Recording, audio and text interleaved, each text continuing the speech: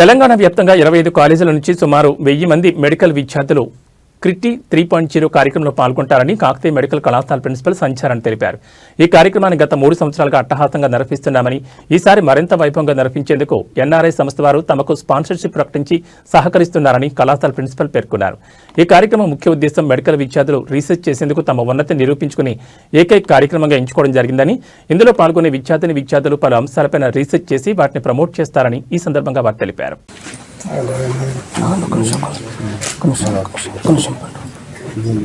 ఒక చైర్పర్సన్గా మాట్లాడుతున్నాను. క్రిటీ అనగా Kakatiya research initiative for transformative innovations. రేపు ఎల్లుండి 2 రోజులు మన కాలేజ్లో మన కేఎంసీలో ఈవెంట్ జరగబోతుంది. సో బేసిక్లీ మన దగ్గర ఆల్మోస్ట్ 6 ఈవెంట్స్ అవుతాయి. Med exhibition, paper presentation, poster presentation, ఇంకా సింపోజియం, జెపడి. ఆల్మోస్ట్ తెలంగాణ నుంచి 25-30 colleges involved students, almost 1000 participants unnaaru isari.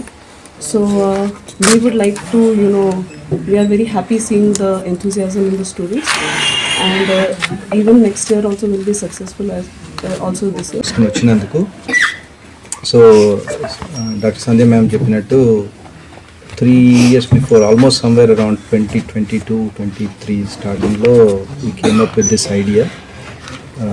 Dr. Sujit Punnam and Dr. Anupama Gotumukala and myself, we are the 3 major founding members for this particular event. Maak endante, what can we give back to the college, emi vachu nenu nechukunna college kan cheppi thought vachinappudu maaku evaithe opportunities levu anpichindo abroad వెళ్ళినాక వాటికి అవి ఎట్లా help అయినాయో తెలుసుకున్నప్పుడు one of the areas we felt was research ఒకటి lacking ఉందనిపించింది.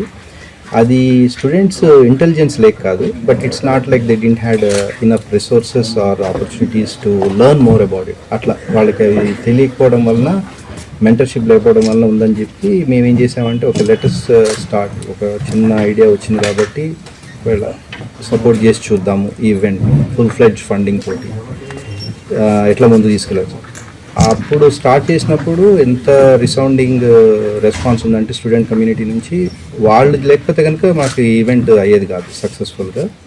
So ఆ event నుంచి మేమేంటంటే we hired some faculty members, సపరేట్గా స్టాటిస్టిషియన్స్ ఉన్నారు, ఈ క్లినికల్ రీసెర్చ్ మీద ఐడియా ఉన్న వాళ్ళని, ప్లస్ డాక్టర్ శైలేంద్ర అని అక్కడ యూనివర్సిటీ ఆఫ్ పిట్స్బర్గ్లో ట్రైన్ అయ్యి ఆల్రెడీ వచ్చి ఇక్కడ మెడిసిటీ హాస్పిటల్స్లో అక్కడ చేస్తున్నప్పుడు వాళ్ళని అందరినీ కొలాబరేట్ చేసి we kind of offered them even extra financial support ఇచ్చి we made sure that they are able to.